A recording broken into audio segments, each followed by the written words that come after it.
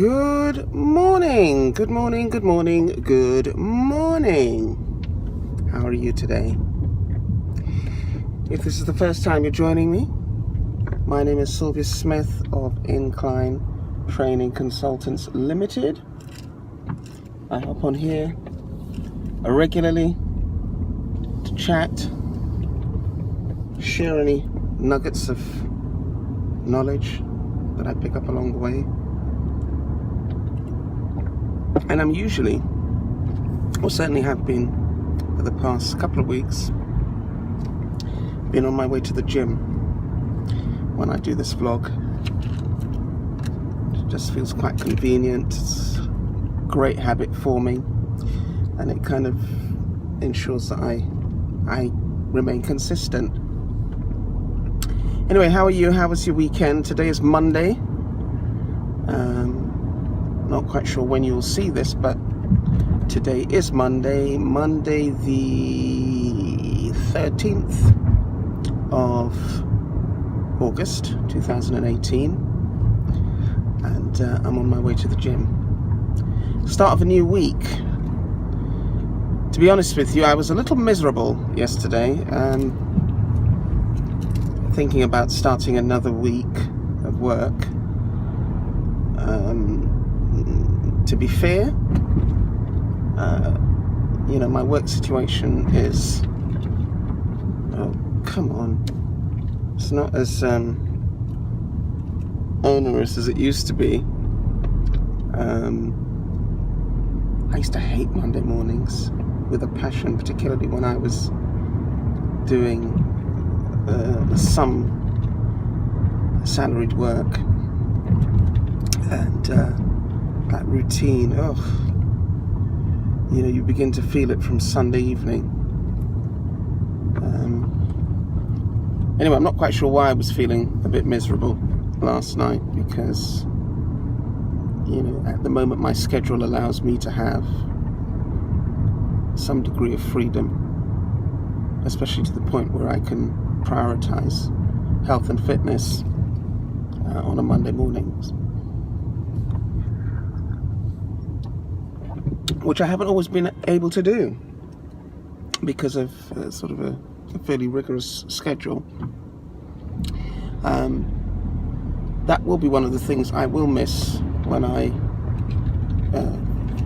recommence my teaching, which is quite structured in terms of timetabling. But nevertheless, there'll be other points in the day when things won't feel so onerous. So yeah, that Monday morning feeling. Is it just a state of mind, or is it that so many of us really do feel that, working on our 9 to 5s really do kind of make us feel we have no choices, we are trapped. Trapped because we need the money, trapped because we're in jobs just over broke. Is there anything we can do to change that state of mind, to change that situation? Does it require better money management, or does it require a different way of doing things? Hi. Just finished my gym session. Yeah, it was good. I feel a little more alive now, as you could probably hear in the tone of my voice. Good session. Used music to get me going for the first couple of apparatus, and then I listened to a podcast, one by Michael O'Neill, and the one I've just listened to, or I'm listening to at the moment, there was some theme in there that he was talking about concerning making excuses and how we often make excuses for not doing the things we say we want to do. And that kind of resonated a bit. And it took me back to the whole podcasting thing once again. And the fact that I was so gung-ho about producing a podcast. And I've done absolutely nothing about it since I bought the equipment and set it up in my room. I mean, I am doing other things. I am regularly broadcasting at Hayes FM, and what's lovely about that is that we're actually going to be moving to new studios imminently before the end of this month, and it's been a long time coming, and we've had tours of that facility, and I'm wondering whether it might be easier for me to produce the podcast there. Equipment is spot on. There's soundproofing, there's all sorts of stuff. So I could probably book the facility on a regular basis, book a studio on a regular basis and do my podcast there. That might be a lot easier than trying to produce it at home in the first instance.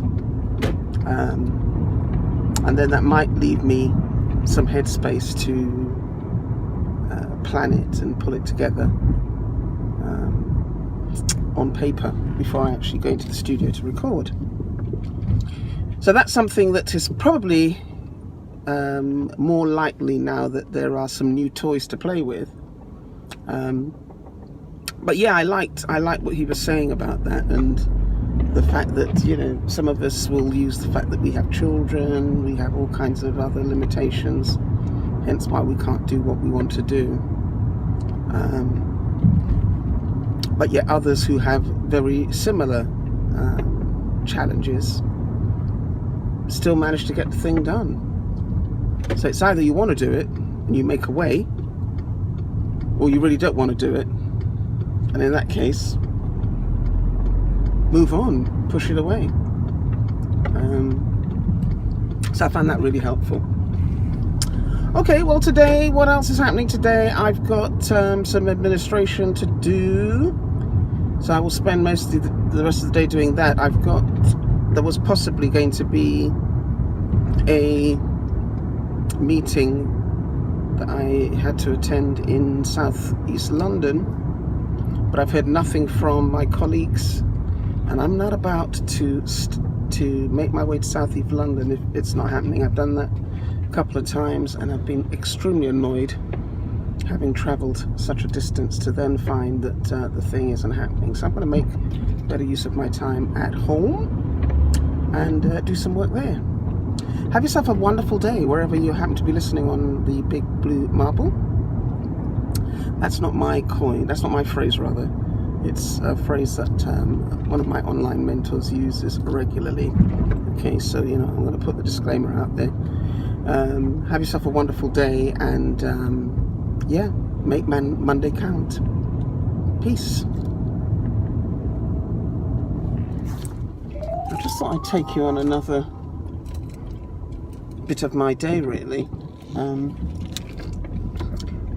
I thought I was going to be at my home office all day, but I'm not. I've actually got to go off to South East London right now for a meeting. So here we go. Not something I really enjoy doing at this time of the day.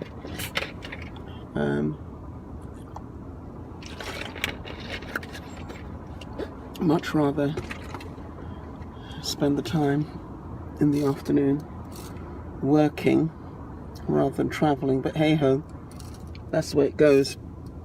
I thought I'd jump on here again just to, as I say, take you along, but also I was just listening to a little bit of a broadcast. There was a bit of a feature on mindfulness, and it would seem, although this may not be new to you, it would seem that mindfulness is really becoming quite big in the private sector, the corporate sector. Part of it's to do with alleviating or trying to reduce the stress that workers feel under in the workplace. But, you know, sometimes you just wonder what is going on in our organizations, and I don't know if techniques like mindfulness and any other kinds of techniques really are going to resolve the issue. The issue essentially is that people just have too much work to do, and there are some industries where the level or the expected level of output is just absolutely unreal. I know in my industry, which is social work, social welfare, you know, social workers feel absolutely burnt out with the amount and the level of tasks they have to complete, achieve. And one of the things, for instance, that was being said about this whole mindfulness thing is that you know, multitasking is a myth. I know in the past I've said that I couldn't multitask, but I think when I'm talking about multitasking, I'm actually just talking about tasks. I'm not talking about deep work. I'm just talking about, you know, getting things done, ticking things off my to-do list, tasks. And I think there's a difference between tasks and achieving deep work. And I know that certainly in my own industry, in the social work field, you know, they are absolutely, social workers I mean, are pulled in all kinds of directions. You know, there's the casework that has to be done, and quite often this is very demanding. And then you've got a series of cases where things need to be done on those cases, and you're also expected to form meaningful relationships with your clients.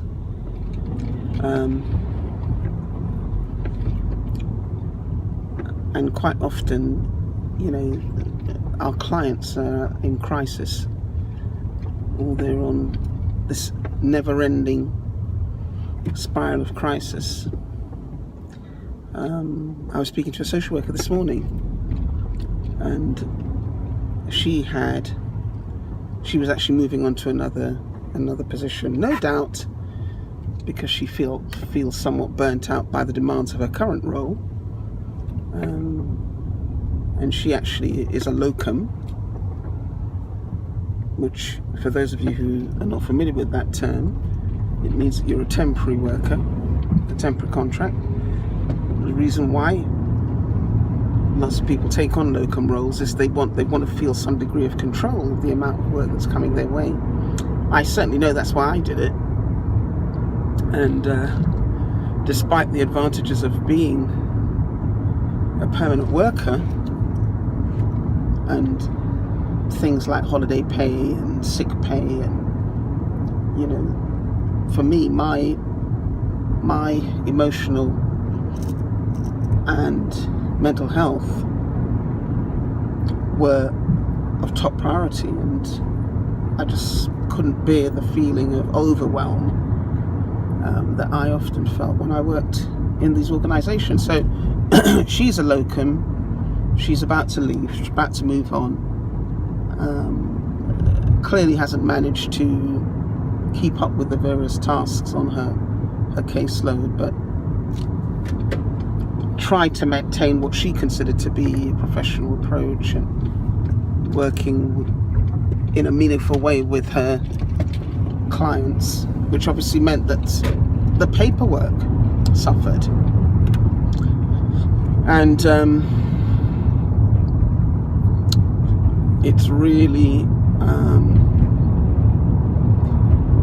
difficult to get that balance when you're often in situations where you can't really plan extremely effectively, because at any given time one of your cases are in crisis and requires some heavy input,